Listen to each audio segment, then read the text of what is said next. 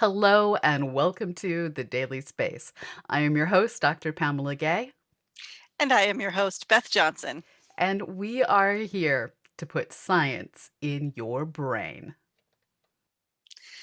One of the bigger stories we covered last year was the start of solar cycle 25, where our sun has finally moved out of a solar minimum and begun to show surface activities such as sunspots once again. These sun cycles between minimum and maximum every 11 years or so, and we know this fact due to 400 years of careful observations. Galileo didn't go blind for nothing, after all. However, it's not that we didn't know about sunspots before the invention of the telescope. It's that they weren't documented in detail. And since we can only observe the sun indirectly, as things like sunspots are surface features that merely hint at the underlying activity, scientists have been trying to find a way to push that record of solar cycles back as far as possible. Now, a new paper in Nature Geoscience explains how a team of researchers led by the Laboratory of Ion Beam Physics at ETH figured out how exactly to recreate nearly 1,000 years worth of solar activity data. They did it by using a very terrestrial method: tree rings. It turns out that we have tree ring archives in places like England and Switzerland that can date trees back nearly 14,000 years. As many of us learned as children, you can date a tree by counting the number of concentric rings in its trunk. With those rings, you can not only understand the age of the tree, but also many of the conditions that it grew under, such as flood or drought or fire. And you can even sample the radioactive carbon 14 isotopes in the rings, which is what this team eventually did. Carbon 14 is mainly produced by cosmic particles, and the magnetic field of the sun is influential in keeping those particles away from the Earth. So when the sun is more active, the magnetic field is stronger, and fewer isotopes of carbon 14 get through to the surface of the planet. By sampling each ring in the tree and determining the amount of carbon 14, we can now tell how active the sun was relative to other years. The team produced a reconstruction of solar activity from the years 969 to 1933. So, did the 11-year cycle with which we are familiar hold up under a millennia of data and calculations? Yes. Yes, it did.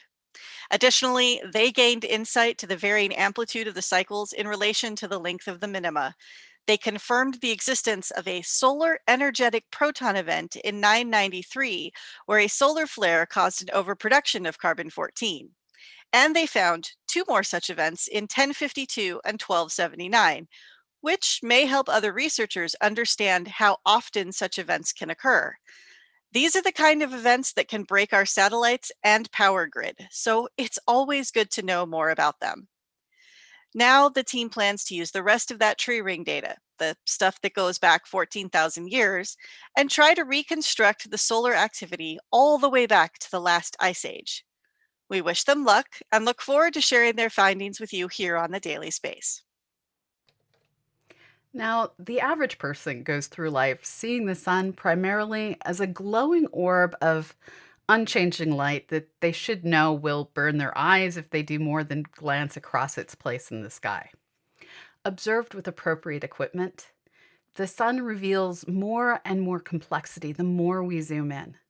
To an observer anywhere in the solar system, the sun is a source of a permanent wind that, like our own world's moving air, changes in pattern and strength.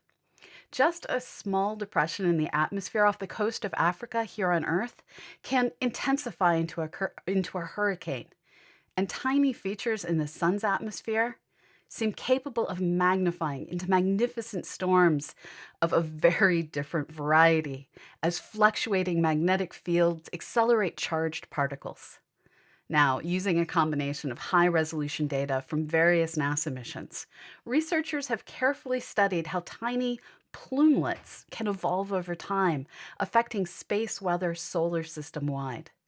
These plumelets are only a few thousand miles across and can combine to form 50 to 100,000 mile across plumes.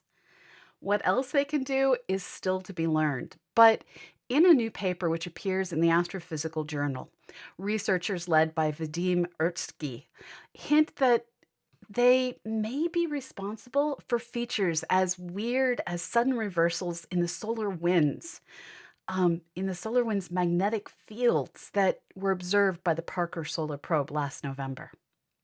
This is a newly discovered phenomena, and exactly what it does and doesn't do will take time to understand.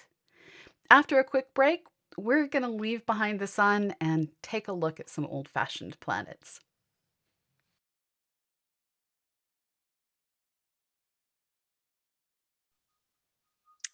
Welcome back. So, we had an earthquake here last week. It was a relatively tiny one, only a 4.2 moment magnitude, but it shook the house, rattled the windows, and made my desk chair sway a bit. I didn't panic. Took too much geology to panic. I tend to feel excited even when it's a sizable quake. But what we get here in the San Francisco Bay Area on our lovely San Andreas Transform Fault is still nothing compared to what happens in some of the worst quakes along the Ring of Fire. These occur where one plate subducts under another, essentially diving down below it. Those quakes are tremendous, and they rattle places like Alaska, Japan, and Chile with alarming frequency. One of the ways we track the results of these quakes, and in fact, most quakes in places where there are usually quakes, is a sophisticated and extensive network of GPS monitoring systems. The ground based sensors are linked to GPS satellites in orbit. And when a quake happens, even the slightest change in position or elevation is recorded, and we can piece together just how the ground moved as a result. Usually, scientists work their way forward from the type of rock, its viscosity, the layer's thickness, and whatnot to figure out why the GPS data changed the way it did. This is a forward model. Now, a team of scientists has applied a new method, an inverse method, what is called data inversion. They take all of that post quake positional data and work backward to measure how the positions changed over time and what kinds of stress and strain in the rocks would react that way.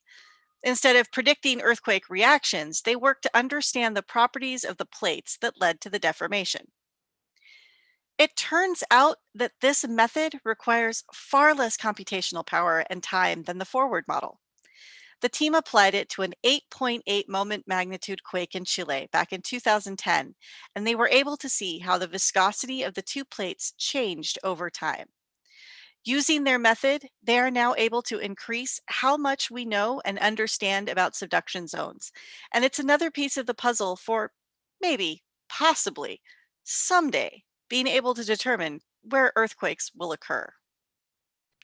Studying our Earth from space helps us see it as a planet. And as we explore Mars more and more from the ground, rovers and landers are helping us see how much it is like Earth.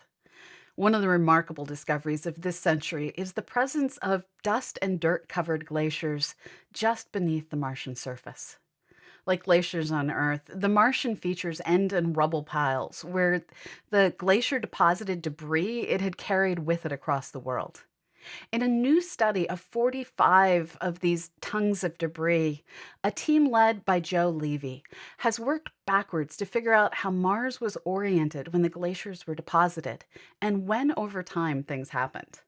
Unlike Earth, Mars' orbit and tilt both wander as it is yanked by Jupiter and other planets and not stabilized by a moon like the one we have. As new places on Mars become its north and south poles, glaciers can form in new places. And when Mars strays particularly far from the sun, it can trigger those glaciers to form. According to this study, published in the Proceedings of the National Academies, the locations of glacier debris on Mars indicates that present-day glaciers were deposited at multiple times through Mars history and may preserve ice spanning multiple glacier and interglacial cycles, extending Mars climate records back hundreds of millions of years. Let me put it in another way. Mars has had more than one ice age. And it looks like glaciers from millions of years of periodic ice ages are still on Mars, covered in protective dust and soil, waiting for us to dig in and explore Mars history. This paper was led by Joseph Levy and makes me hope we'll have glacier exploring robots in the not too distant future. It seems that an overarching theme for today's show is figuring out how processes work over time, how the sun's activity has changed, how Earth's plates have changed, how Mars's glaciers have changed. And now I bring you a story of how scientists have observed changes in the planet forming disk of a young star to see where a planet is forming. This new paper was published today in the journal Astronomy and Astrophysics with lead author Joseph Varga and discusses observations of the protoplanetary disk around HD 163296. At a distance similar to that of Mercury from the Sun, there is growing evidence for a vortex at the inner rim of the disk. Vortices such as this one are where astronomers have long suspected that planets form in a convergence of dust and small particles. The new team the team used a new instrument on the Very Large Telescope Interferometer called MATISSE, which is another unwieldy backronym that stands for Multi-Aperture Mid-Infrared Spectroscopic Instrument. Seriously, folks, stop letting us name things. This paper is the Matisse team's first publication and is part of a guaranteed time observation program that will study more systems like HD 163296. The director of the Max Planck Institutes for Astronomy and for Radio Astronomy, Gerd Weigelt, noted, "This first scientific result marks the starting point for further research. One of the goals is to study stars with dust disks and specifically those in which Earth-like planets can form. This program is definitely one to watch. We'll keep you updated as they publish more results." When we come back from the break, we're going to delve into a couple of galactic stories.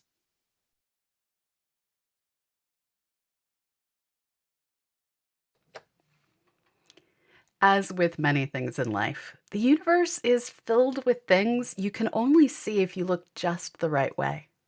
Today, we're learning that when it comes to finding massive galaxies with massive jets, the Meerkat Radio Observatory in South Africa has the sensitivity to see things like never before. We have known for many decades that there are galaxies with glorious jets of particles streaming away from their cores that produce radio light.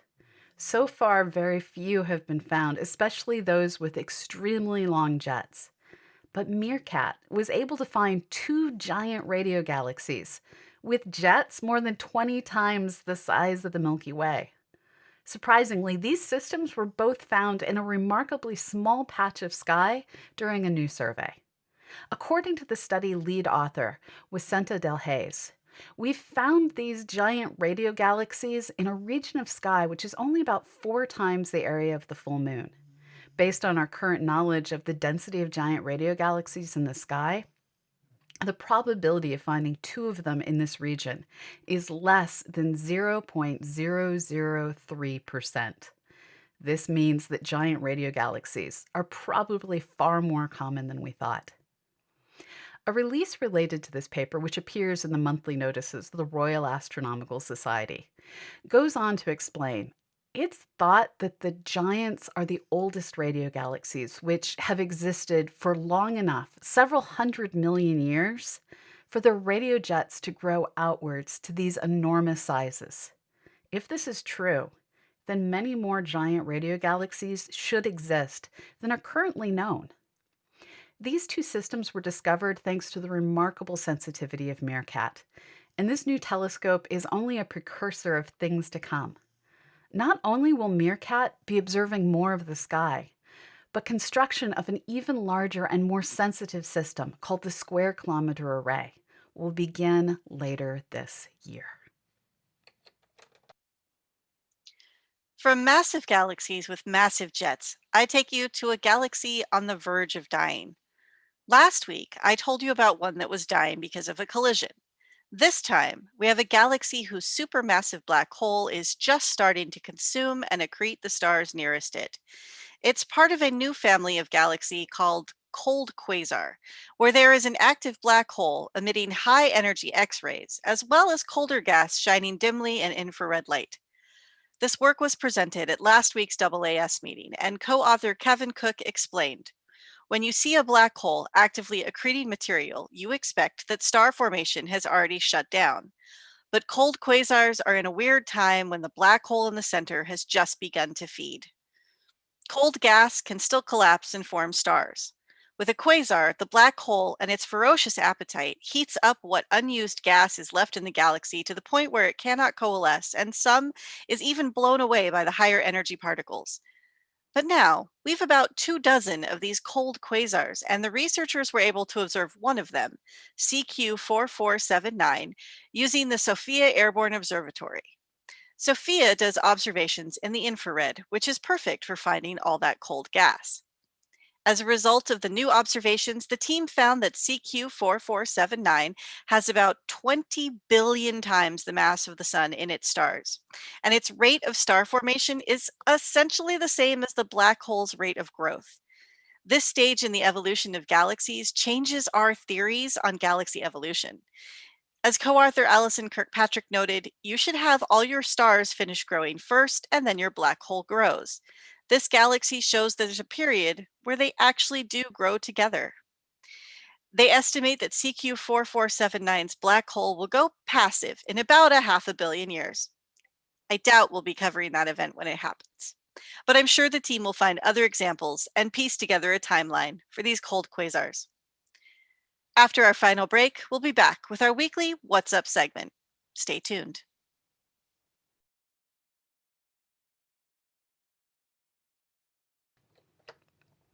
One of my favorite things to show people this time of year is the trio of the Orion Nebula, the Pleiades, and the Hyades cluster. These systems are each snapshots in the evolution of open star clusters. While each of these systems is home to young stars, they are at very different developmental stages. Right now, the moon, which is moving through the sky over the next several days, is near these clusters and can help you find them. Although, as it gets fuller and fuller each night, it will also drown out some of their light. The Orion Nebula is very much a stellar nursery with stars just 10 million years old or younger. It can be found in Orion's sword and will be visible to the unaided eye in moderately dark areas. This cluster is so young that stars are still forming and gas still glows around the tight cluster of stars. The Orion Nebula is an easy target for cameras with a good zoom lens and tripod, and the image we're showing is a backyard photo by Brian Goff.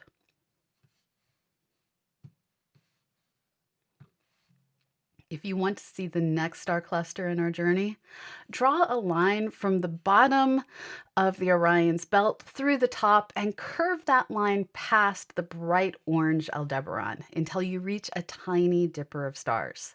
This is not the Little Dipper. This is the Pleiades.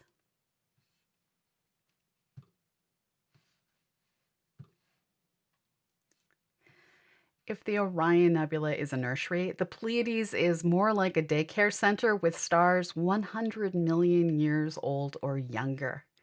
There is very little gas and dust still left in this system, and star formation has come to an end, but the stars are still gathered in a distinct cluster on the sky.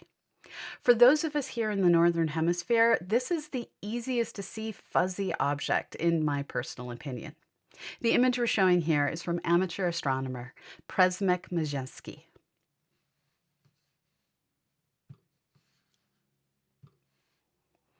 Our final cluster is the hardest to see because, like teenagers with their driver's license, these stars have started to scatter to the wind.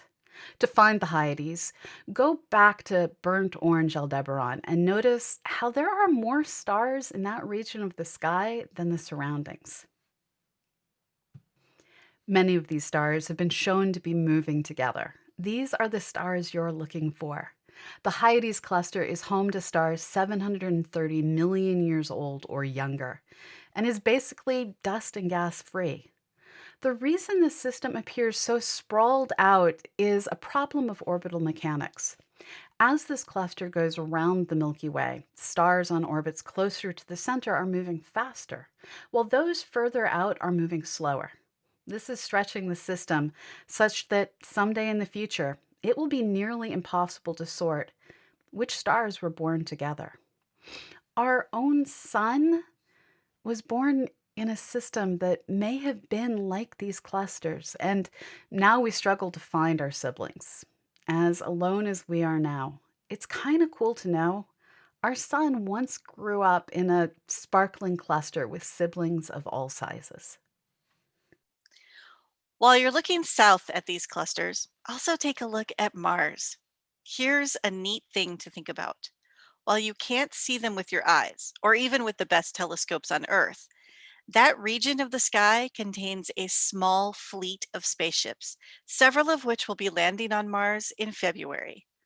It's time to start getting excited, folks. Alamal, Percy, and Tianwen, we literally have our eyes on you. We just can't actually see you. This has been the Daily Space. You can get a complete transcript, show notes, and see all the images related to each of our stories on our website, dailyspace.org. Thanks for watching, everyone. We'll see you tomorrow. Bye bye.